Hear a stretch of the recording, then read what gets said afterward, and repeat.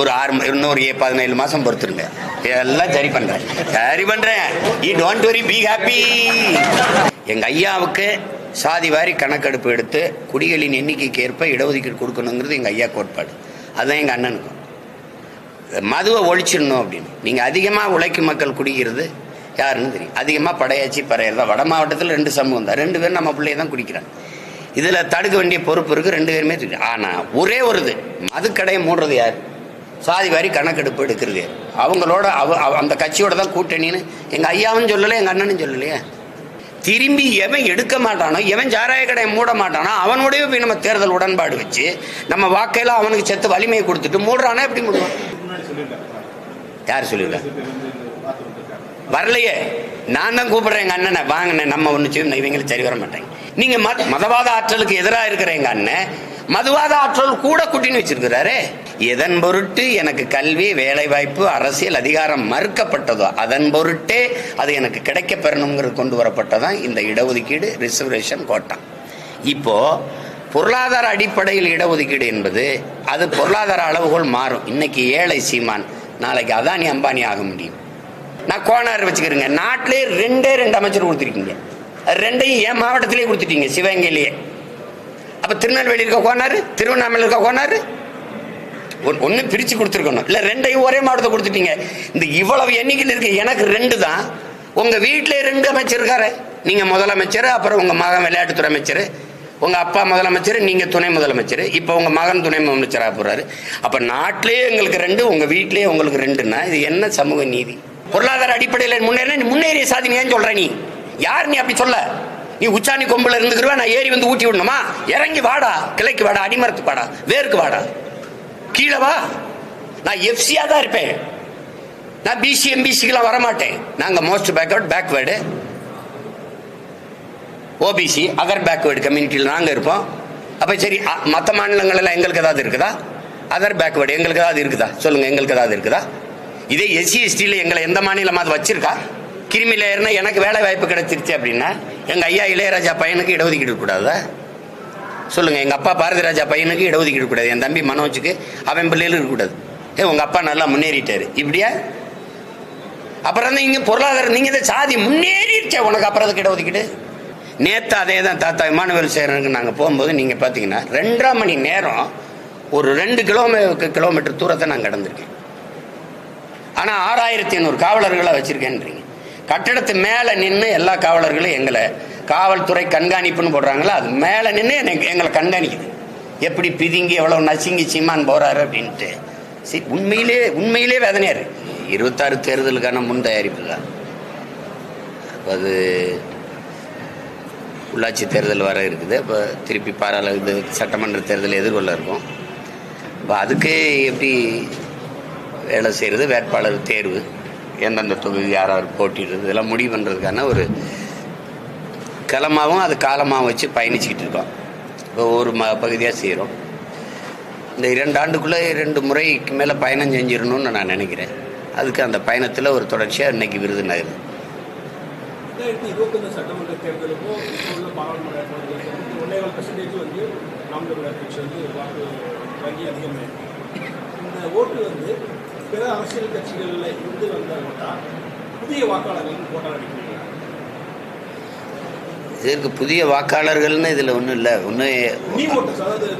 அதாவது அவங்க அப்பா ஒரு அரசியல் கட்சியை சார்ந்தவராக இருப்பார், அவங்க குடும்பம் இருக்கும். அதில் இருக்கிற ஒருவர் அந்த கோட்பாட்டிலேருந்து விலகி ஒரு புதிய அரசியல் கோட்பாட்டுக்கு வர்றாருங்கிறது ஒரு மாறுதல் தான். புதிய வாக்காளர்கள்னு 36 லட்சம் பேரும் புதுசுன்னு சொல்லிட முடியாதுல்ல. சில பேர் புதிய வாக்காளர்களும் இருக்கிறாங்க, மாற்றத்தை விரும்புகிற வெகுவான மக்களும் இருக்காங்க. 2026 எலெக்ஷன்ல இன்னொரு கட்சி உள்ள வருது. அப்படி வரும்போது புதிய வாக்காளர்களுடைய வாக்கு பிரிவு இந்த அளவில் இருக்கும். அது அப்படி சொல்ல முடியாது. இது கருத்தியலில் தான் நீங்கள் பார்க்கணும். ஏன்னா இவ்வளவு பெரிய ஆட்சி அதிகாரங்கள் இருந்த கட்சிகளை தாண்டி இங்கே எப்படி கட்டமைக்கப்படுது அரசியல்னு நீங்கள் ஆழ்ந்து பார்க்கணும். இப்போ எங்கள் அண்ணன் தமிழரசன் அவர்கள் இருக்காங்களே, அவங்க சொல்கிறாங்க மது, சாதி, மத, போதை இது 3 ஒரு புரட்சிகர அரசியலை, ஒரு நல்ல அரசியலை முன்னெடுப்பதற்கான பெரிய தடையாக இருக்குங்கிறாங்க. அதை அழிக்கிற ஒரு கொடும் கருவியாக இருக்குங்கிறாங்க. அந்த மாதிரி இடத்துல நீங்கள் சாதி, மதம், சாராயம், பணம், அதை மீறி திரைக்கவர்ச்சி, இது 5 பொது எதிரிகள் இருக்கிறத நீங்கள் பார்க்குறீங்க.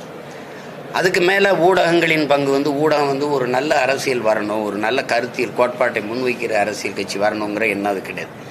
அவரே காசு எவ்வளோ கொடுக்குறாரு, இவர் முந்துறாரு, இவர் பிந்துறாரும்பாங்க.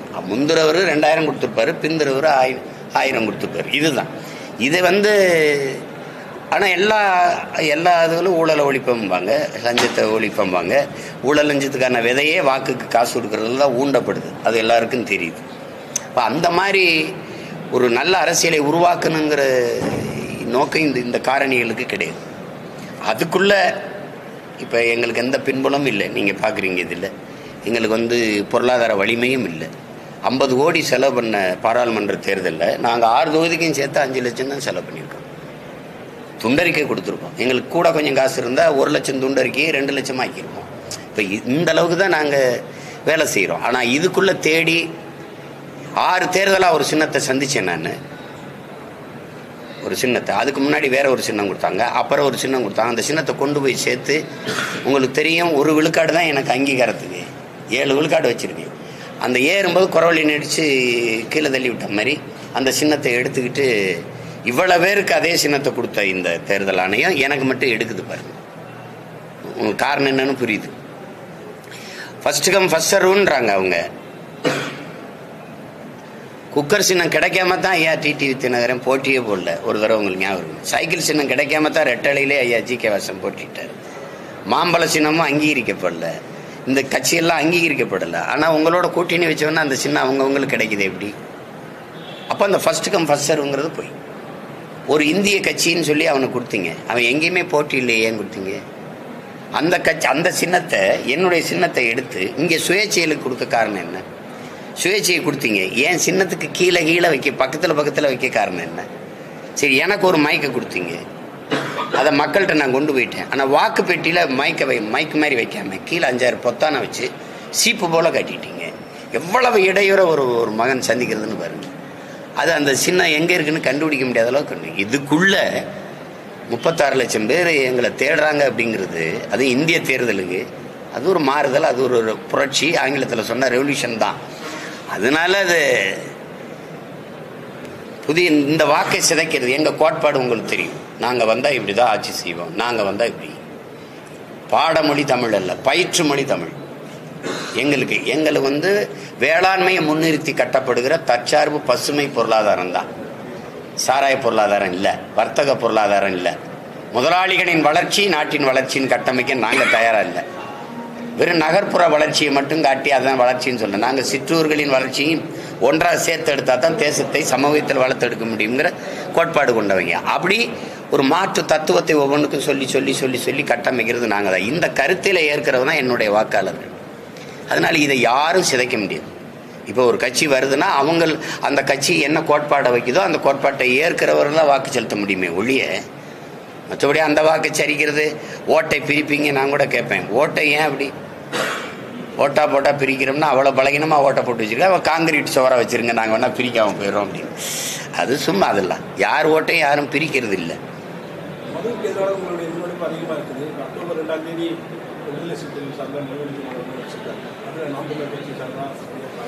அதான் அண்ணன் கூப்பிடல, நாங்கள் பங்கேற்கிறது எங்களுக்கு ஒன்றும் பிரச்சனை இல்லை. அது பங்கேற்போம், அதில் ஒன்றும் இல்லை. அது சில கேள்வி எங்கள் அண்ணன்ட்ட கேட்க வேண்டியது இருக்குல்ல, எங்கள் அண்ணன்ட்டே எங்கள் ஐயாட்டையும். நீங்கள் 2 பேரும் தான் என்னை வளர்த்தீங்க. நாங்கள் உங்கள் 2 பேர் கூட நான் நீண்ட காலம் வேலை செஞ்சுருக்கேன், இருந்திருக்கேன். இந்த அரசியலை எனக்கு கற்பிச்சது யார்? உங்களுக்கு தெரிய வாய்ப்பு இல்லை. இவங்க 2 பேர் தான், எங்கள் ஐயாவே எங்கள் அண்ணன் தான். என் போக்கு திசை மாதிரி இந்த கட்சியிலேருந்து விலகி போகிறது காரணம், இந்த அரசியலை உறுதியாக செய்ய காரணம் என்னுடைய தலைவர். உங்களுக்கு புரியுதுன்னு நினைக்கிறேன். அப்போ 2008 அவரை சந்திக்கிறது வரைக்கும் என்னுடைய அரசியல் வேறு, அப்புறம் அதுக்கப்புறம். ஆனால் இதையெல்லாம் எனக்கு முன்னாடி நான் பேசுகிற அரசியலை பேசி இந்த நிலத்தில் இந்த அரசியலை விதைச்சது யார்? 2 பேரும் தான். எங்கள் ஐயாவுக்கு சாதி வாரி கணக்கெடுப்பு எடுத்து குடிகளின் எண்ணிக்கைக்கு ஏற்ப இடஒதுக்கீடு கொடுக்கணுங்கிறது எங்கள் ஐயா கோட்பாடு. அதுதான் எங்கள் அண்ணனுக்கும். மதுவை ஒழிச்சிடணும் அப்படின்னு. நீங்கள் அதிகமாக உழைக்கும் மக்கள் குடிக்கிறது யாருன்னு தெரியும். அதிகமாக படையாச்சி பறையர் தான். வட மாவட்டத்தில் 2 சமூகம் தான், 2 பேரும் நம்ம பிள்ளைய தான் குடிக்கிறாங்க. இதுல தடுக்க வேண்டிய பொறுப்பு இருக்கு, 2 பேருமே. ஆனா ஒரே ஒரு இது, மதுக்கடையை மூடுறது யார்? சாதி வாரி கணக்கெடுப்பு எடுக்கிறது யார்? அவங்களோட அந்த கட்சியோட தான் கூட்டணின்னு எங்க ஐயாவும் சொல்லல, எங்க அண்ணனும் சொல்லலையே. திரும்பி எவன் எடுக்க மாட்டானோ, எவன் சாராய கடையை மூட மாட்டானோ அவனோடய போய் நம்ம தேர்தல் உடன்பாடு வச்சு நம்ம வாக்கையெல்லாம் அவனுக்கு செத்து வலிமையை கொடுத்துட்டு மூடுறானா எப்படி மூடுவான்?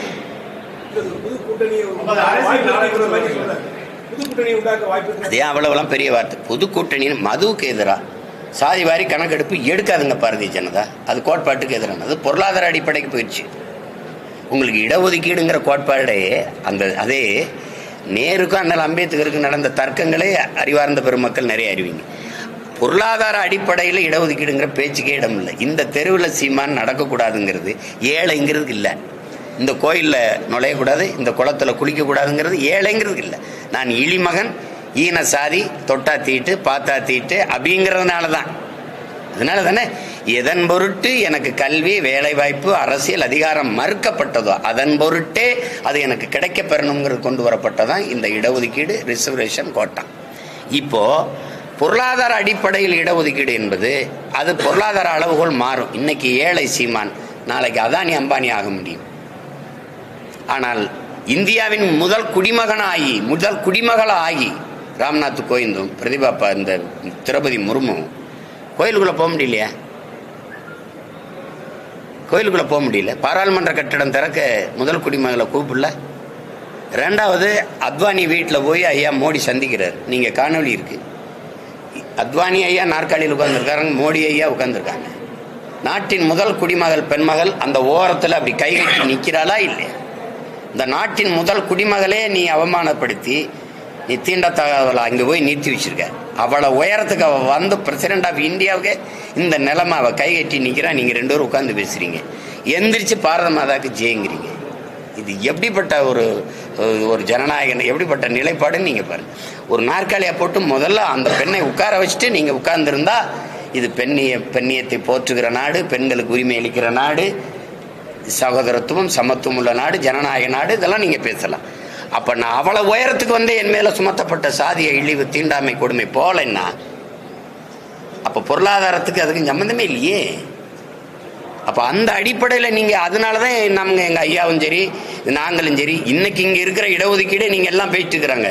இது ஒற்றை மகன், எங்க ஐயா ஆனமுத்துங்கிற ஒரு மகன் போராடி பெற்றுக் கொடுத்ததான் இது எங்களுக்கு. அதை யாரும் இவங்க பேச தயாரா இல்லை. 69 விழுக்காடு இடஒதுக்கீடு மண்டல் கமிஷன் ஒண்ணு இருக்குல்ல, மண்டல் பரிக்குழு, அதை கொண்டு வந்ததே அவர் தான். அந்த ஒரே மகனின் போராட்டம். இந்த அதிகாரங்கள் யாரும் செய்யல, ஒருத்தரும் செய்யல. யாராவது மறுக்க சொல்லுங்க நீ. அப்ப இவங்க எடுக்க மாட்டாங்க. நேர் எதிர் கோட்பாடு கொண்ட பிஜேபி சாதிவாரி கணக்கெடுப்பு எடுக்கணும்னு தள்ளி விடுறதுங்கிறது எவ்வளவு ஏமாற்று. நீங்க எடுக்க முடியாது. இப்போ அருந்ததியருக்கு 3 விழுக்காடு கொடுத்தது யாரு? திமுக, ஐயா கருணாநிதி. இஸ்லாமியருக்கு 3.5 விழுக்காடு கொடுத்தது யாரு? ஐயா பாட்டாளி இந்த படையாட்சிகளுக்கு வன்னியர்களுக்கு 10.5 கொடுத்தது யாரு? ஐயா எடப்பாடி. ஒரு மாநில கட்சியின் அதிகாரத்திற்கு, ஆட்சி அதிகாரத்திற்கு 3 விழுக்காடு, 3.5 விழுக்காடு, 10.5 விழுக்காடு இடஒதுக்கீட்டை பிரித்து பங்கிட்டு கொடுக்கிற அதிகாரம் இருக்கு உங்களுக்கு. சாதிவாரி எண்ணி கணக்கிடுறதுக்கு அதிகாரம் இல்லையா? ஓகே, புரியுதா? எப்படி எடுக்கிறது அப்படின்னா வீட்டுக்கு வீடு ஓட்டை எப்படி எண்ணி காசு கொடுக்குறீங்க? அப்படி என்னங்க, எல்லாரும் கொடு, எண்ணி கொடு, எடுத்து கொடுக்காத, அளந்து கொடு, அள்ளி கொடுக்காத. இதானே இடஒதுக்கீடு. நீங்க அப்படி செய்ய தயாரா இல்லை. ஏன் என்ன மறுக்கிறீங்க? எல்லாரும் கேட்குறேன் எங்களுக்கு எண்ணி கொடுத்துருன்னு. இப்ப தேவேந்திரர் எங்களை வந்து பட்டியல் பிரிவுல இருந்து வெளியே எடுத்துருன்றான். நீ மறுபடியும் என்ன சொல்ற? அதுல கிடைக்கிற சலுகை எனக்கு கிடைக்காம போயிடும். நான் சலுகையே கேட்கலையே, நான் உரிமையை கேட்கிறேன். இந்த நாட்டின் குடியா எனக்கு உரிமையை கேட்கிறேன். எனக்கு உரிய இடஒதுக்கீடு கேட்கல, பங்கீடு கேட்கிறேன், பகிர்வு கேட்கிறேன். அதை நீ புரிஞ்சுக்கிறாம நீ அங்க இருந்தா நீ எஸ்சி எஸ்டிங்கிற. எஸ்டி ஷெட்யூல் டிரைப்ஸுக்கு அவன் எத்தனை பேருக்கு என்னென்ன கொடுத்துருக்க? ஆர்டிஎல் கேளுங்க, தகவல் உரிமை சட்டத்தில் கேளுங்க. ஒன்று தெரியுமா உங்களுக்கு? சாதி சான்றிதழ் நான் குறவர், நான் இருளவர், ஈழவர், இப்படி ஏதாவது ஒன்று, ஒரு போயர், ஓட்டர், இப்படி ஏதாவது எனக்கு இருந்த சாதி சான்றிதழ் இருந்தாதான் நான் அந்த இடஒதுக்கீடே பெற முடியும். உங்களால் நம்ப முடியுதா? நான் போராடி 3000 பேருக்கு சாதி சான்றிதழ் வாங்கி கொடுத்துருக்கேன் நிலைமையில் இருக்குன்னா இவன் என்ன இடஒதுக்கீடை பெற்றிருப்பான்னு நீங்க நினைக்கிறீங்க? ஒரு ரேஷன் கடையில் அரிசி போடுறீங்க, குடும்ப அட்டை இருந்தானே, ரேஷன் கார்டு இருந்தா தானே அரிசி வாங்க முடியும். எனக்கு கார்டே இல்லை, அப்புறம் அரிசி போட்டு என்ன, பருப்பு போட்டு என்ன? எப்படி ஆட்சி நடக்குது பாருங்க. நீங்க இப்ப தேவேந்திரன்னு வச்சுக்கிறீங்க, நான் அதுல குடும்பர்ன்னு இருக்கேன், காலாடி இருக்கேன். எங்களுக்கு பிரிச்சு கொடுத்தியா? படையாட்சி இருக்கேன் 10.5. அதுல அரச படையாட்சிக்கு எவ்வளவு, பந்தல் படையாட்சிக்கு எவ்வளவு? சும்மா அப்படி இதை எடுத்துக்க அப்படின்னா எப்படி எடுத்துக்கிறது? இப்ப நாங்க முக்குளத்தோர்னு இருக்கோம். கல்லருக்கு எவ்வளவு, மறவருக்கு எவ்வளவு, அகமுடையருக்கு எவ்வளவு உள்ஒதுக்கீடு பண்ணிட்டீங்களா? அப்புறம் அதனாலதான் எண்ணீருங்கிற கல்லர் எவ்வளவு, மறவர் எவ்வளவு, அகமுடையர் எவ்வளவு. நீங்க மொத்தமா 3 சாதி, கல்லருக்கு ஒரு மினிஸ்ட்ரி, மறவருக்கு 1, அகமுடையருக்கு 1, 3 சீட்டு முடிச்சு விட்டீங்க, 3 அமைச்சர்.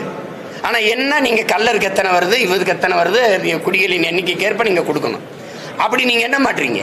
நான் கோனார் வச்சுக்கிறேங்க, நாட்டிலே 2 அமைச்சர் கொடுத்துருக்கீங்க, 2ஐயும் என் மாவட்டத்திலே கொடுத்துட்டீங்க, சிவகங்கையிலேயே. அப்ப திருநெல்வேலி இருக்க கோனாரு, திருவண்ணாமலை இருக்க கோனாரு, ஒன்னு பிரிச்சு கொடுத்துருக்கணும். இல்ல 2ஐயும் ஒரே மாவட்டத்தை கொடுத்துட்டீங்க. இந்த இவ்வளவு எண்ணிக்கையில் இருக்கு, எனக்கு 2 தான். உங்க வீட்டிலே 2 அமைச்சர் இருக்காரு.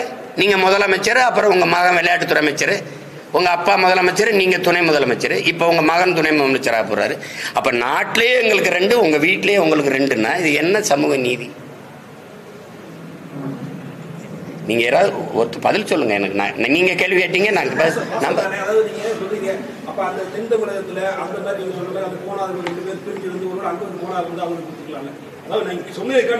ஆமா, நீங்க திருநெல்வேலியில கோனார் நாங்க இருக்கும்ல.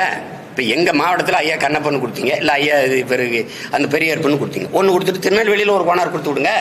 இல்ல திருவண்ணாமலையில கோனார் இருக்காங்க, எங்கால இருக்காங்க, அவனுக்கு ஒண்ணு கொடுத்து விடுங்க. அதிகாரத்தை பரவலாக்கி, நிர்வாகத்தை பரவலாக்கி நீங்க தானே எல்லா இடத்துக்கும் போகும். இங்க ஒரே மாவட்டத்துக்குள்ள 2 அமைச்சரை கொடுத்து விட்டீங்கன்னா என்னங்கய்யா? அப்ப நீங்க செய்ய மாட்டீங்க, நாங்க கேள்வியும் கேட்க கூடாது. எப்படி இது?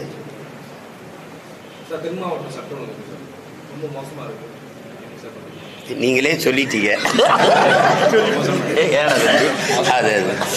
இப்ப நீங்க சட்டம் ஒழுங்கு விடுங்க. இப்ப நான் போன தடவை தாத்தா தெய்வ திருமகன் முத்துராமலிங்க தேவர் நினைவிடத்துக்கு வணக்கம் செலுத்த வந்தேன். மொத்தம் 7500 காவலர்களை நிறுத்திருந்தாங்க. அவங்க தான் சொன்னாங்க 7500 பேர் போட்டு ஹைலி ப்ரொடெக்ட் பண்ணிட்டோம் நீங்க. ஆனா என்ன பண்ணீங்க நீங்க? எல்லாம் ஒரு பந்தல சாலை ஓரத்தில் போட்டு காவலர்களை எல்லாம் நிறுத்தி, உயரதிகாரி இருந்துக்கிட்டீங்க. இந்த சின்ன பிள்ளைய பூரா அந்த வெயில காஞ்சி நின்றுட்டு இருந்தாங்க, பெண்கள் ஆண்கள் எல்லாம். இப்போ நிற்கிறாங்க, இந்த நேற்று நின்னாங்க. நிற்கும்போது நாங்க எங்க மக்கள் அடர்த்தியா குவிகிற இடம் இருக்கோ அங்க நீங்க வர்றதே இல்லை, எங்களை கொண்டு விட்டுறீங்க. ஆனா அப்படி உயர்ந்த அதிகாரத்திற்கு உங்களை அப்படி அனுப்புவீங்கள, உங்க முறையா கொண்டு போய் வணங்க விட்டு திருப்பி விட்டுவீங்க, எங்களை விட்டுறீங்க. ஆனா 7500 பேர் அப்ப எதுக்கு? அந்த கூட்டத்துக்குள்ள பிதுங்கி சாங்கடானுங்கிறதுக்கா? பேரன்பு கொண்டு உணர்வு வயப்பட்டு அப்படி எங்களை அப்ப அவங்க தள்ளி முள்ளி ஒரு இது ஆகுதுன்னா அது யார் பொறுப்பு இருக்கிறது? சீமான் போகும்போது பிரச்சனை, அல்லது டிடிவி ஐயா போகும்போது, அப்பா ஓபிஎஸ் போகும்போதோ, அல்லது எடப்பாடி போகும்போது பார்க்குறீங்க ஒரு பிரச்சனையில் அதுக்கு என்ன மாதிரியான நிர்வாகம் அது? நேற்று அதே தான் தாத்தா இமானுவேல் சேரனுக்கு நாங்கள் போகும்போது நீங்கள் பார்த்தீங்கன்னா 2.5 மணி நேரம் ஒரு 2 கிலோமீட்டர் தூரத்தை நான் கடந்திருக்கேன். ஆனால் 6500 காவலர்களை வச்சிருக்கேன்றீங்க. கட்டடத்து மேலே நின்று எல்லா காவலர்களும் எங்களை காவல்துறை கண்காணிப்புன்னு போடுறாங்களா, அது மேலே நின்று எங்களை கண்காணிக்குது. எப்படி பிதுங்கி எவ்வளவு நசுங்கி சீமான் போறாரு அப்படின்ட்டு உண்மையிலே வேதனையா இருக்கு. அதுதான் அன்னை செல்வ பிறந்தகையோட சொன்னாங்க. நீங்க ஒரு வழி பண்ணி கொடுத்து எங்களை கொண்டு போய் வழி விட்டா ஒரு 10 நிமிஷத்துல நாங்க வெளியேறிடுவோம். 2.5 மணி நேரம் ஆகுதுங்க. அப்ப 6500 பேர் அங்க குவிச்சு பயன் என்ன? அப்ப அது அந்த சட்டம் ஒழுங்கு நீங்க அந்த இடத்துல ஒரு தள்ளி விட்டாங்க, ஒருத்தர் விழுந்துட்டாரு, மயங்கிட்டாரு, ஒரு குறவழியில் மீச்சிருச்சு, நெஞ்சில மீச்சிருச்சு, அல்லது ஏதோ உயிர் சேதம் ஆயிடுச்சு. கூட்டத்தில் ஒருத்தர் ஒரு பிளேட்டு கத்தி வச்சு கீறி விட்டாரு, ஒரு கத்தி வச்சு குத்தி விட்டுட்டாரு. யாரு பொறுப்பு? போய் எப்படியோ போங்கடா அப்படின்னா. அப்படி நீங்க போகும்போது, அல்லது உங்க மகனார் ஐயா சின்னவர் அவர் போகும்போது, இல்ல பெரியவர் ஐயா நீங்க போகும்போது இப்படிதான் நிக்க விடுவீங்களா? சட்டம் இருக்கு, ஒழுங்கா இருக்காங்கிறது அது நீங்களே சொல்றீங்க மோசமா இருக்குன்னு. நான் அதுக்கு கூட ஒரு வார்த்தை சேர்த்துக்கிறேன், ரொம்ப மோசமா இருக்கு. வேற என்ன சொல்றதுக்கு?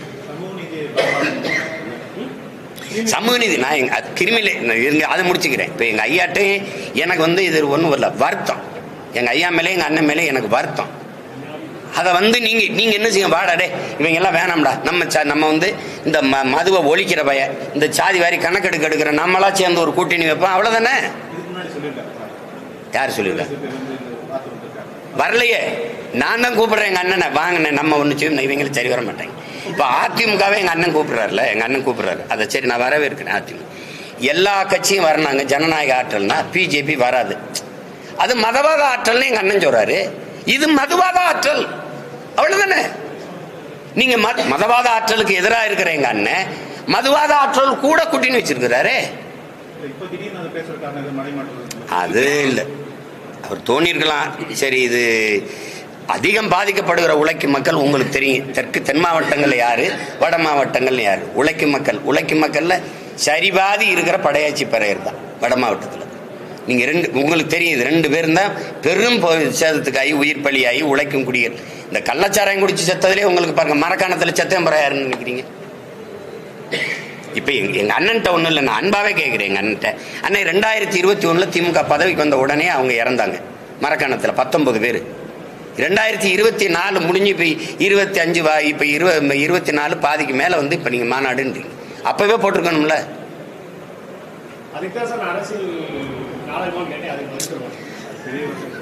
அது அவ்வளவுலாம் சொல்லாதீங்க, ஏன் நாடகம், அதே அவ்வளவுலாம் சொல்லாதீங்க. சொல்றேன், எங்க அண்ணன் வந்து இந்த முடிவை காலம் தாழ்த்திட்டாருன்ற, காலம் தாழ்த்தி எடுக்கிறாரு, அது கஷ்டமா இருக்குன்ற. கொண்டு வந்து எங்க ஐயாட்ட இருக்கிற கொள்கையில, உயிர்ப்பு கொள்கையில் இந்த சமூக நீதியும் இந்த மதுவுக்கு எதிரான இந்த சாராய படுகொலைக்கு எதிரானது தான். இதில் 2ல எங்க ஐயா பாருங்க, பொருளாதார அடிப்படையில் இடஒதுக்கீடு எங்க ஐயா ஏற்று அமைதியாயிட்டாங்க. அது காரணம் நாங்கள் என்ன செய்ய முடியும், கூட்டணி. நான் கூட கேட்டேன், ஐயா நீங்களாயா அதை அப்படி பேசுறதுன்னு. அதுக்கு எதிராக வந்தால் கொள்கை எதையும் தூக்கி போட்டு வரக்கூடிய எங்கள் ஐயா அப்படி பேசிடக்கூடாது. பொருளாதார எனக்கு பிஜேபியோட கூட்டணி வச்சிருந்ததுனால நாங்கள் என்ன செய்ய முடியும்ட்டாங்களே. நம்மளுடைய கொள்கை இருக்கிற அந்த நம்ம தத்துவத்தினுடைய இதயமா இருக்கிறத அவன் வந்து சிதைக்கிறான், அதில் விட்டுட்டாங்க. இப்போ வந்து சாதிவாரி கணக்கெடுப்பு எடுன்றாங்க. ஐயா அன்புமணி சொல்றாங்க, எடுத்து என்ன பண்றது? அவன் அந்த இடஒதுக்கீட்டுக்கு எதிரால இருக்கான். முன்னேறிய வகுப்பினர்னு ஒரு வார்த்தையை போடுறான். சாதி வகுப்புன்னா சாதி தானே, சாதி எப்படி முன்னேறும்? ஒருத்த கல்வி உரி பெற்று வேலை வாய்ப்பை பெற்று அதுக்குரிய ஊதியத்தை பெற்று வருவாய் பெருக்கி அது பொருளாதாரத்தில் மேம்படுவதற்கு 16 வளர்ச்சி. யாரு இது பொருளாதார? அப்படி பேசாதீங்க. அந்த இடஒதுக்கீடு முறையை அப்படி கொண்டு வரப்படல. பொருளாதார அடிப்படையில் முன்னேறிய சாதி ஏன் சொல்ற? நீ யார்? நீ அப்படி சொல்ல? நீ உச்சாணி கொம்புல இருந்துக்கிறவா, நான் ஏறி வந்து ஊட்டி விடணுமா? இறங்கி வாடா, கிளைக்கு வாடா, அடிமரத்துக்கு வாடா, வேருக்கு வாடா, கீழே வா. நான் எஃப்சியா தான் இருப்பேன். நான் பிசி எம்பிசிக்கெல்லாம் வரமாட்டேன். நாங்க most backward OBC other backward கம்யூனிட்டியில் நாங்கள் இருப்போம். அப்போ சரி, மற்ற மாநிலங்கள் எல்லாம் எங்களுக்கு ஏதாவது இருக்குதா? அதர் பேக்வேர்டு எங்களுக்கு ஏதாவது இருக்குதா? சொல்லுங்க, எங்களுக்கு ஏதாவது இருக்குதா? இதே எஸ்சி எஸ்டியில் எங்களை எந்த மாநிலமாவது வச்சிருக்கா? 1.25 கோடி கர்நாடகாவில் இருக்கோம் நாங்கள். எங்களுக்கு எஸ்சி எங்களுக்கு இருக்கா? 36 லட்சம். நீங்க இங்க இருக்கிற எண்ணிக்கை விடுங்க, பிறகு நாங்கள் 36 லட்சம் மகாராஷ்டிராவில் இருக்கோம். எங்களுக்கு என்ன கொடுத்துருக்க? நாங்கள் ஓபிசி அதர் பேக்வேர்டு. எங்களுக்கு என்ன கொடுத்துருக்க? ஒரு இடம், ஒரு எது? ஒன்றும் இல்லையே.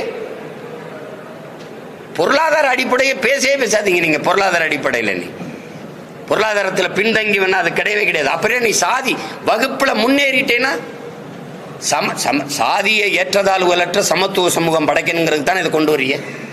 நீ முன்னேறிய சாதினா அவன் கொம்ப வச்சு குத்திக்கிட்டே இருக்க மாட்டானா?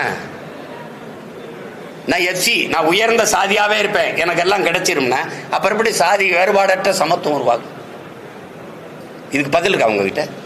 சாதியை ஏற்றதாழ்வுகளற்ற சமத்துவம் எப்படி உருவாகும்? அண்ணல் அம்பேத்கர் சொல்றது, சாதியை ஏற்றதாழ்வுகளை வைத்துக் கொண்டு சமூக முன்னேற்றம் மேம்பாடு என்று பேசுவது மலக்குழியின் மேலே போடுகிற மல்லிகை பந்தலுக்கு சமம்ங்கிறார். சாக்கடையின் மேலே நீ போடுற சந்தன மாலைக்கு சமம்டாங்கிற. இதுக்கு பதில் இருக்கா? அப்புறம் எப்படி நீ ஏற்றதாழ்வை ஒழிப்ப? நான் உயர்ந்தவனாவே இருப்பேன், எனக்கு எல்லாம் கிடைச்சிரும் அப்படின்னா நான் கீழே கிடைக்கிறவன் கீழே தான் இருக்கணும். நான் மேலே ஏறி வந்து என்ன பயன் இருக்குது? எப்படி வர முடியும்? கிரிமி லேயருங்கிறத எப்படி நீங்க ஏற்கிறீங்க? கிரிமி லேயர் இப்ப எங்க அப்பா படிச்சுட்டாரு, இடஒதுக்கீட்டில் படிச்சுட்டாரு, IAS. திடீர்னு இறந்துட்டாரு, அப்பா ஐஏஎஸ் ஆயிட்டாரு, அதனால எனக்கு இடஒதுக்கீடு இல்லைன்னா, இத்தனை ஆயிரம் ஆண்டுகளா கல்வி மறுக்கப்பட்ட சமூகத்தில் நான் பிறந்த அரணியூர்ல 5வது பட்டதாரி நான். அப்படின்னா எங்க கிராமத்துக்கு கல்வி எப்போ வந்து சரி, எங்க அப்பாவுக்கு மட்டும்தான் கையெழுத்து போட தெரியும். எங்க குடும்பத்தில் எங்க அம்மாவுக்கு நாங்க வந்து கற்பிச்சோம். இப்ப நானும் நீனும் ஒன்னா கிருமியில ஏறினா எனக்கு வேலை வாய்ப்பு கிடைச்சிருச்சு அப்படின்னா எங்க ஐயா இளையராஜா பையனுக்கு இடஒதுக்கீடு கூடாதா சொல்லுங்க? எங்க அப்பா பாரதி ராஜா பையனுக்கு இடஒதுக்கீடு கூடாது, என் தம்பி மனோஜுக்கு அவன் பிள்ளைகளும் இருக்கக்கூடாது. உங்க அப்பா நல்லா முன்னேறிட்டாரு இப்படியா? அப்புறம் நீங்க பொருளாதாரம் நீங்க இந்த சாதி முன்னேறிடுச்சா, உனக்கு அப்புறம் அதுக்கு இடஒதுக்கீடு? உனக்கு அதுக்கு நீங்க கேட்கிற? திடீர்னு எங்க அப்பா விபத்துல இறந்துட்டாரு, அப்புறம் நான் திறன் அடிப்படையில் தான் போட்டிட்டு வரணும்னா எத்தனை ஆயிரம் ஆண்டுகளா எனக்கு கல்வியே வரலையே, இப்பதான் நான் படிக்கவே ஆரம்பிக்கிறேன். அதுல கிருமியில இதுக்குள்ள கொண்டு வா அதுக்குள்ள கொண்டு வா, இது எப்படி இருக்கிறது? சமமான கல்வி இருக்கா? நகர்ப்புறத்தில் இருக்க கல்வி கிராம சிற்றூர்கள் இருக்கா? விருதுநகர் ராஜபாளையத்தில் நீங்க படிக்கிற கல்வி சென்னையில் இருக்கிற கல்விக்கும் ஒன்று சமமா இருக்கா?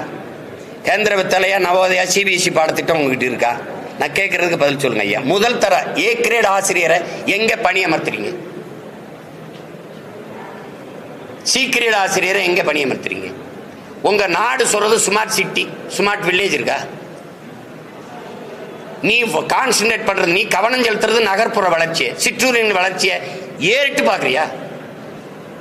ஏறிட்டு பாக்குறியா? நீ எங்களுக்கு குடிநீர் மின் வசதி சாலை வசதி அடிப்படை சுகாதார வசதி எதை பத்தியாவது நீங்க கவலைப்பட்டிருக்கியா? அப்புறம் பசுமாட்டை பத்தி கவலைப்படுவேன், எங்களை கவலைப்படுவியா?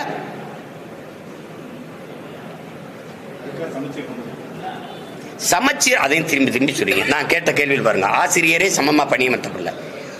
பல பள்ளிக்கூடங்களில் விளையாட்டு திடல் இருக்கு, கழிவறை இருக்கு, பலகை இருக்கு எழுதி படிக்க. இவருக்கு நகர்ப்புறத்தில் இவருக்கு எல்லா வசதி இருக்கு. நான் ஓராசிரியர் பள்ளி, எனக்கு மேற்கூரை இல்லை. பல பள்ளிக்கூடங்களில் மேற்கூரையில் மரத்து நிழலில் படிக்கிற பிள்ளைகள். இது சமச்சீரா இருக்கா? அரசு பள்ளியிலே சென்னையில் இருக்கிற கட்டட பள்ளிகளுக்கும் இங்கே கிராமப்புறங்கள் இருக்க பள்ளிக்கூடம்னா, நான் அரணியூர்ல படித்தேன், என் பள்ளிக்கூடத்தை பார்க்குறீங்களா? வாக்கு செலுத்துறதுக்கு மட்டும் அந்த 2 ஒரு சுவரு மேலே ஆஸ்பெஸ்டா சீட் இருந்துச்சு, தரையில் தான் உட்காந்து நான் படித்தேன். 2 ஆசிரியர் ஒரு ஆசிரியர் இருந்தாங்க. இப்போ அது இல்லை, மூடப்பட்டுருச்சு. திருப்பி நான் அதை சீரமைச்சு, இவங்க தானே சொன்னாங்க, தம்பி அன்பில் மகேஷ் தான் சொன்னார், அங்கே இருக்கிற பழைய மாணவர்களை நான் பழைய மாணவர்கள் நாங்கள் உள்ளூர்காரங்களை காசு போட்டு நாங்கள் செஞ்சுக்கிட்டு கழிவறை கட்டி வச்சிருக்கேன். ஆசிரியர் பணி இல்லை, ஆசிரியர் போடலையே, விண்ணப்பிச்சுக்கிட்டே இருக்கேன், போடலையே. அங்கே விளையாட்டு திடல் இல்லை, என் பிள்ளைக்கு கழிவறை இல்லை, நான் தான் கட்டி கொடுக்க வேண்டியது இருக்கு. அங்கே படிக்கிற என் பிள்ளைக்கு 3ஆம் தர ஆசிரியரை போடுவீங்க, 3rd கிரேட் ஆசிரியர், 1st கிரேட் ஆசிரியர் எங்கே போடுவேன்? நகர்ப்புறத்தில். சமச்சீர் எங்கே இருக்கு? என் கையில் ஒரு புத்தகம் இருக்கு, அரசு பள்ளியில் சென்னையில் படிக்கிறவர் கையிலேயும் ஒரே புத்தகம் இருக்கு. புத்தகம் ஒன்றா இருக்கு, பாடத்திட்டம் ஒன்றா இருக்கு, பாடமுறை ஒன்றா இருக்கு. சீர் எங்க இருக்கு? எங்க இருக்கு? நீ குளிரூட்டப்பட்ட அறையில் உட்காந்து படிக்கிற, உனக்கு உட்கார்ந்த மேசை எல்லாம் இருக்கு, இப்படி எழுதுறதுக்கு வைக்கிறதுக்கு எல்லாம் இருக்கு, உனக்கு கணினி இருக்கு, எல்லாம் மணி எல்லாம் வச்சு படிக்கிற. எங்களுக்கு என்ன இருக்கு? எங்க இருக்கு சமச்சீர் கல்வியை நீங்க கொடுத்துட்டீங்க? வார்த்தைகளில் பெரியார் சமத்துவபுரம்னு இருக்கு, பேர்ல இருக்கு. அந்த இடத்துல கட்டப்பட்ட சமத்துவபுரத்தில் எல்லா சமூகமும் ஒன்னா குடியிருக்கா? வளைவுல பேர் இருக்கு ஐயா, உள்ள இருக்கா? அப்ப இது எப்படி இந்த மாதிரி எடுத்துக்க? அது மாதிரிதான் சமச்சீர் கல்வி அப்படின்னா சமமாயிடுச்சு இருக்கு அப்படின்னு. பொதுத்திறன் போட்டியில நகர்ப்புறத்தில் படிச்சவனும் சிற்றூர்ல படிச்ச நானும் போய் பொதுத்திறன் போட்டியில ஒன்னா போய் மோதி வெல்ல முடியும்னு நீங்க நினைக்கிறீங்களா? ஓராசிரியர் பள்ளியில படிச்ச நானும் 5 பாடத்தை 5 ஆசிரியர் நடத்துவார். அதுபோக நான் தனி பயிற்சி வச்சு படிச்சுக்கிறேன். கணிதத்துக்கு தனியா, எந்த பாடத்துல நான் பலகீனமா இருக்கேன், அறிவியல் அங்க தனி பயிற்சி வைடா, டியூஷன் வச்சு படிச்சுக்கிறேன், திறனை மேம்படுத்திக்கிறேன். நானும் நீனும் ஒன்னா அப்படி. நான் தென்ன ஜிம்முக்கு போய் அப்படி வச்சிருக்கேன் உடலை, எனக்கு இடுப்புக்குள்ள விளங்காது. 2 பேரும் ஒரே கோட்டில் ஓடி வெற்றி கோட்டை தொடுனா எப்படி நான் ஓட முடியும்? சொல்லிக்கிறோம் நம்ம, எல்லாம் சமச்சீர் ஆயிடுச்சு, எல்லாம் சமத்துவம் ஆயிடுச்சு, எல்லாம் ஆயிடுச்சு அப்படின்னு. என்ன நீங்க விடுதலை பெற்ற நாட்டில் ஊராட்சி மன்ற தலைவர் தேசிய கொடி ஏற்ற முடியல. என் தம்பி ஒரு படம் எடுத்துக்கான், நண்பன், 20ஆம் தேதி வருது பாருங்க. அது அவ்வளவு வலியை சுமந்து வருது அந்த படம். என் நம்பி சரவணன் எடுத்துக்க, அப்படி நந்தன் 20ஆம் தேதி வருது. இப்படிப்பட்ட சமூகத்தில் தான் இன்னும் வாழ்ந்துகிட்டு இருக்கோம். விடுதலை பெற்ற நாடுன்னு சொல்றோம், அதையும் நம்ம நம்புறோம். கொடுமை. ஒரு தாழ்த்தப்பட்ட ஒருவன் ஊராட்சி மன்ற தலைவராக வந்துடுறான், அவனை கொடியேற்ற விடலை. கொடியேற்றும் போது எல்லாரும் போயிட்டாங்க.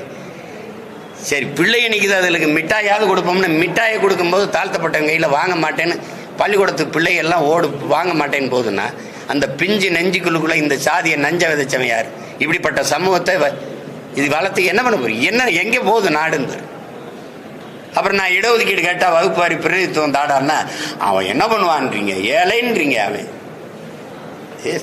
என்ன கொடுமையோ போங்க. வேற ஏதாவது கேளுங்க. என்ன சொல்லு? ராஜபாளையம் நகராட்சியோட 9 ஊராட்சி இணைத்து வந்து மாநகராட்சியை தலைமையிட்ட போகிறதா ஒரு அறிவிப்பு உத்தரவு இருக்கு. அதுக்கான சாத்தியம் ஆராய்கள். இதனால் வந்து கிராமப்புறங்களுடைய உள்ளாட்சி பாதிப்புன்னு சொல்லிட்டு நிறைய பேர் எதிர்த்து எனக்கு ஒன்றும் இல்லை. எனக்கு இந்த ஊராட்சி ராஜ்யெல்லாம் எனக்கு வந்து இது இல்லை. நான் ஆட்சிக்கு வந்தால் ஊராட்சி ராஜ்யம் உள்ளாட்சியெலாம் இருக்காது. அது செய்ய மாட்டேன். எம்ஜிஆர் செய்யலை. எனக்கு ஒரு கோட்பாடு இருக்குது. நான் பார்க்குறேன். நான் அங்கே இருந்து வளர்ந்து வந்ததுனால என் மக்களை வந்து ஓர்மைப்படுத்த விடாமல் சிற்றூர்களில் சாதிய வன்மத்தை ஏற்படுத்தி அதை பிளந்து பிரித்து போட்டு ஒரு தாய் பிள்ளைகளாக வாழுகிற சமூகங்களை கூறு போடுறதுல இது ஒரு பெரிய பங்கை வகுக்குதுன்னு நான் நினைக்கிறேன். நானே வேறு வரைக்கும் தண்ணி ஊற்றும் போது அங்கே ஒரு வேலைக்காரன் தேவையில்லைன்னு நினைக்கிறேன். நான் நல்லாட்சி கொடுக்கும்போது அங்கே இதுக்கு ஒரு உள்ளாட்சி மாவட்ட ஆட்சியர் வட்டாட்சியர்லாம் என்ன பண்ணுறாரு? நான் ஒரு நலத்திட்டம் போடுறேன்னா அதை செயல்படுத்துறதுக்கு தானே அந்த மாவட்ட ஆட்சியர் வட்டாட்சியர் வச்சுருக்கேன். இவ்வளோ அதிகாரி இருக்கான். அப்புறம் அங்கே கவுன்சிலராக இருக்கவன் என்ன அப்படியே கரபடியாத கை காந்தியின் வாரிசுகளா இல்லை காமராஜின் பேரங்களா? சொல்லுங்கள், என்ன பண்ணுறீங்க நீங்கள்? சொல்லுங்கள் தம்பி, என்ன நடக்குதுன்னு சொல்லுங்கள். அதை விட வேலை என்ன இருக்கு? நான் வந்தபோது பார்க்காம இருக்க சொல்லுங்க பார்ப்போம். பார்க்காம இருக்க சொல்லுங்க. 8 அமைச்சரை வச்சு இவ்வளவு பெரிய நாடு அன்னைக்கு பிரிக்கப்படாத அந்த சேர்த்து ஆண்டார்ல காமராஜர். 8 அமைச்சர் தானே. அவர் காலத்தில் தான் இந்த நாடு வளர்ந்துருக்கு. அவர் 9 ஆண்டு காலத்தில் வளர்த்தெடுத்ததை மீதி 60 ஆண்டுகள் அவர் வளர்த்துருக்காங்களான்னு மட்டும் ஒரு சான்று சொல்லுங்க. அவர் கட்டியதான் பள்ளிக்கூடம், அவர் கட்டினதான் அணை, அவர் போட்டதான் சாலை, அவர் கொண்டு வந்ததான் தொழிற்சாலை. ஏதாவது இருக்கா? அவர் பல அணைகளை கட்டினாங்க, நீங்க எல்லாம் பல துணைகளை கட்டினீங்க. வேற என்ன பண்ணீங்க? மாதாவரத்தில் ஒரு பால் பண்ணையை கொண்டு வந்தார். ஒரு பால் பண்ணை பால் பண்ணை தயாரிக்கிறதுக்கு இதை கொண்டு வந்தார். நான் அதை அரசு பணியாக மாற்றுவேன்னு சிரிக்கிறீங்க. அவர் கொண்டு வரும்போது அந்த பண்ணையில் வேலை செஞ்சவெல்லாம் யாரு? அது அரசு பணி தானே. அதை ஏன் மூணு ஆவின் பால் விற்கிற? எங்க மாட்டுப்பால் விற்கிறீல்ல, மாடங்க பதில் வச்சிருக்கீல்ல?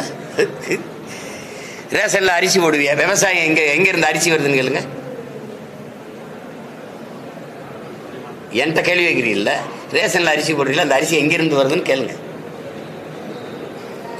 நீங்க சாராய போத்தல்களை, இந்த டாஸ்மார்க் சரக்கை பாதுகாக்கிற குடோன் எப்படி? சிற்றூர்களை விளைய வைக்கிற வேளாண் பெருங்குடி மக்கள் செய்கிற அத்தியாவசிய உணவுப் பொருளை வாங்கி சேமிப்பு கிடங்கள் வைக்க நீங்க எத்தனை சேமிப்பு கிடங்கு வச்சிருக்க? நீங்க பாக்குறீங்களா இல்லையா? தெருவில் போட்டு அப்படியே மேல தார்பாயை போட்டு மூடி மழை பெஞ்சவனா முளைச்சு நாசமாகிறது நீங்க பாக்குறீங்களா இல்லையா? அப்ப உலகத்துக்கு சோறு போட உழவர்குடியின் மதிப்புக்கு நீ உழைப்புக்கு நீ இவ்வளவுதான் மதிப்பு கொடுக்குற. அப்புறம் வெட்டி பேச்சு. வேற ஏதாவது கேளுங்க.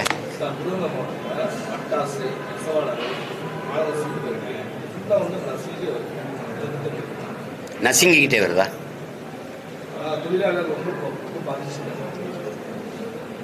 ஏகப்பட்ட கட்டுப்பாடுகள் போடுறாங்க. கட்டுப்பாடுகள் வந்து யதார்த்தத்துக்கு வர அது வந்து அந்த நூல் விலையேற்றம், மின்சாரம் அதுவாகவே சொல்லணும். இப்போ ஈரோடு, திருப்பூர் எல்லா இடத்துலையும் பாதிக்கப்படுது இல்லை சிறு குறு தொழில் எல்லாமே. காரணம் அந்த சொத்து வரியும் மின்கட்டண உயர்வும் வந்து பெரிய அளவுக்கு பாதிக்குது. மின்கட்டண உயர்வு நெசவு உங்களுக்கு தெரிய விஷயம் தெரியல எவ்வளோ பாதிக்கப்படுது. அதில் நூல் விலை, அந்த மூலப்பொருளின் விலையேற்றம் பெரிய அளவுக்கு பாதிக்குது. இந்த பட்டாசில் வந்து நமக்கு வந்து ஒரு பாதுகாப்பற்ற இருக்குது. பாதுகாப்பாக இருக்கணும். இன்னும் ஆரம்ப சுகாதார நிலம் ஒரு வெடித்த உடனே எடுத்துகிட்டு போய் ஒரு மருத்துவம் செய்கிறதுக்கான மருத்துவ வசதியே முதல்ல இல்லை. நீங்கள் பார்க்குறீங்க. அது ஒரு பாதுகாப்பான இதை வந்து இவ்வளோ காலம் இவ்வளவு பேரிடர் நடந்த பிறகு ஒரு விழிப்புணர்வு வந்திருக்கணும். மக்கள்கிட்டையும் சரி, அந்த தொழிற்சாலை உரிமையாளர்கிட்டையும் சரி, அதிகாரத்திற்கும் சரி. இந்த விபத்து தொடருது, இதை தடுக்கிறதுக்கு இதுக்கு என்ன பண்ணுறதுங்கிற திட்டம் நம்மகிட்ட இல்லை. அது அங்கே ஒரு பெரிய சீர்கேடு. அதனால தான் ஆண்டுதோறும் பேரிடரில் நம்ம அந்த திடீர்னு வெடிவிபத்தில் நம்ம பல உயிர்களை பறிகொடுக்க வேண்டிய சூழல் வருது. அதுக்கு நீங்கள் வேலை வாய்ப்பை பெருக்கணும், எல்லாருக்கும் எல்லா வேலையும் எல்லாருக்கும் வேலை கிடைக்கணும் வாழ்விடத்திலேன்னா நீங்கள் வேளாண்மை சார்ந்த தொழிற்சாலைகளை முன்னெடுக்கிறத தவிர வழி கிடையாது. இப்போ நீங்கள் உதாரணமாக இப்போ நிலமும் வளமும் சார்ந்த தொழிற்சாலைன்னு நான் சொல்கிறேன். இப்போ மாடு வளர்க்கிற இப்போ 1000 ஒரு பாலின் சந்தை மதிப்பு மட்டும் தமிழ்நாட்டில் 9 லட்சம் கோடி இருக்கு. பால் எங்கேருந்து வருது தமிழ்நாட்டுக்கு? ஆந்திராவிலேருந்து வருது. ஏன் ஆந்திராவிலேருந்து வருது? உங்களுக்கு என்ன பிரச்சனை மாடு வளர்க்குறதுல? நீங்கள் வீட்டுக்கு வீடு ஒரு மாடு கொடுத்திய, ஒரு ஆடு கொடுத்திய, ஒரு நாட்டுக்கோழி கொடுத்திய. ஏன் கொடுத்திய? வறுமை போயிடும். நீங்கள் வீட்டில் வளர்க்க சொல்லி எங்கள் ஆத்தாளப்ப கொடுத்திய. நான் என்ன சொல்கிறேன், அந்த நாட்டில் வளர்ப்பேன்றேன் தானே. ஒரு நாட்டுக்கோழியின் விலை, கறி விலை எவ்வளவு? 650 ரூபா. ஆட்டுக்கறி விலை எவ்வளவு? 1000 ரூபா. ஆடும் மாடும் நடமாடும் வங்கி எப்படி சொல்கிறான்? மொபைல் பேங்க்குங்கிறான், நடமாடும் வைப்பகம்ங்கிறான். உனக்கு என்ன அவமானம்? அப்ப நீ வெக்கப்படுறா? கறிதிங்க வெக்கப்படு, பால் குடிக்க வெக்கப்படு. மாடு வளர்க்குறது உனக்கு அசிங்கமா இருக்குல்ல, வெக்கப்படு. அப்ப மாடு பண்ணை 1000 ஏக்கர்ல மாட்டு பண்ணைன்னா அது சார்ந்த வேலை. படித்தவன் படிக்காதவனுக்கு அரசு வேலை வந்துடுது. பாலை எடுத்து பால்கோவா தயாரிக்க, பாலாடை கட்டி தயாரிக்க, நெய் தயாரிக்க, மோர் தயாரிக்க, வெண்ணெய் தயாரிக்க, அதுக்குள்ள இந்த பால் நேரடி உணவுப் பொருளுக்கு இப்படி போகும்போது அது சார்ந்த தொழிற்சாலை வரும்போது காற்று விஷமாகாது, நீர் நஞ்சாகாது, நிலம் கெடாது. புரியுது நினைக்கிறேன். அப்ப எல்லாருக்கும் வாழ்விடத்துல விருதுநகர்லயே தொழிற்சாலை, கரும்பு நல்லா விளையை, கரும்புல இருந்து வெள்ளம் எடுக்கிற தயாரிக்கிற தொழிற்சாலை. பனை வருது, பனையிலிருந்து கருப்பட்டி தயாரிக்கிறது, பனை ஓலையிலிருந்து பெட்டி தயாரிக்கிறது, நார்ல இருந்து கட்டுறது. ஒரு கயத்து கட்டில் 40,000 ரூபா அமெரிக்காலன்னா உங்களால் நம்ப இயலுதா? ஒரு கயத்து கட்டில் 40,000 ரூபா. ஒரு மீன் குழம்பு வைக்கிற சட்டி இருக்குல்ல, மண் சட்டி, 13,500 ரூபா, 13,000 ரூபா.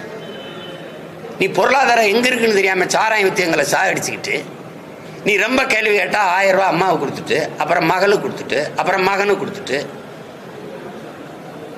இவ்வளவு காலம் கழிச்சு ஒரு நாளைக்கு 30 ரூபா தானே எங்க தகுதி. இவ்வளவு காலம் கழிச்சு பொருளாதார பெருக்கத்துக்கு வா, வேளாண்மை சார்ந்து வா, வாழையை விளைவை. விருதுநகர்ல ஒருத்தர் வாழை நார்ல பை செய்யறாரு, வேட்டி செய்யறாரு, சேலை செய்யறாரு, வாழை மட்டையில சாப்பிடுற தட்டு தயாரிக்க முடியும்.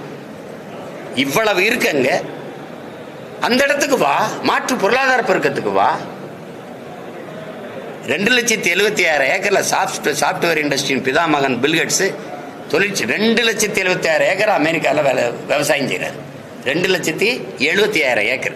அவர்கிட்ட கேட்குறாங்க, இது மாதிரி உங்களை மாதிரி ஆளுங்க, நீங்க விவசாயம் செய்ய போயிட்டீங்க, அங்கதான் எல்லாருக்கும் வேலை கொடுக்க முடியும், அங்கதான் பொருளாதாரம் இருக்குங்கிறது. தக்காளி விலை 200 ரூபா ஆயிடுச்சுன்னா ஐயோ அம்மானு குதிக்கிறேன். நீங்க ஏன் தக்காளி விளைய வைக்கிறதுக்கு வைக்கப்படுறீங்க? வெங்காயத்தை வெளிநாட்டில இருந்து இறக்குமதி செய்யற வெங்காயங்க, இவ்வளவு பெரிய நிலமும் வளமும் மனித ஆற்றலும் இருந்து ஒரு வெங்காயத்தை கூட உன்னால விளைவிக்க முடியல. எப்படி? இந்தியா உலகத்திலே மாட்டுக்கறியை அதிகமா ஏற்றுமதி செய்யற நாடு இது. இந்தியா 24 லட்சம் டன் ஆண்டு ஒன்றுக்கு ஏற்றுமதி செய்யுது. அப்ப நான் 2014 இப்ப 30-40 லட்சம் டன் ஏற்றுமதி செய்யும். Beef export Hindustan is number 1 நாட்டின் பிரதம அமைச்சரே சொல்றாரு. உங்களுக்கு தெரியும். அதிகமா அந்நிய செலாவணியை வருவாய் ஈட்டுகிற ஒரு தொழில் ஏற்றுமதி, மாட்டுக்கறி ஏற்றுமதி தான். மாடு வளர்க்கறதுக்கு என்ன பிரச்சனை? இந்த மாட்டுக்கறியை ஏற்றுமதி செஞ்சு அதிக லாபம் ஈட்டிட்டு வருது இந்தியா. யார் எந்த நாட்டுக்கு ஏற்றுமதி செய்யுது?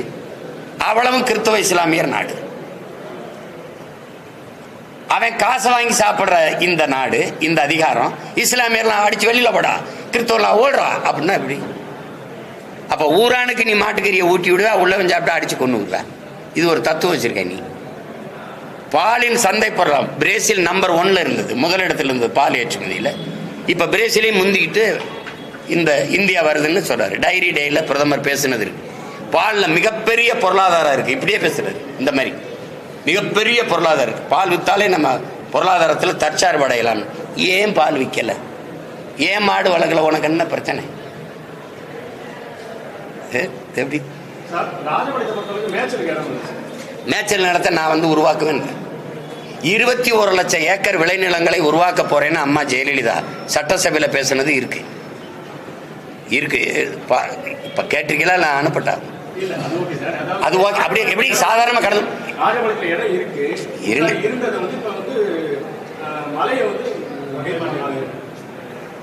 சட்டமா மாத்திட்டாங்க.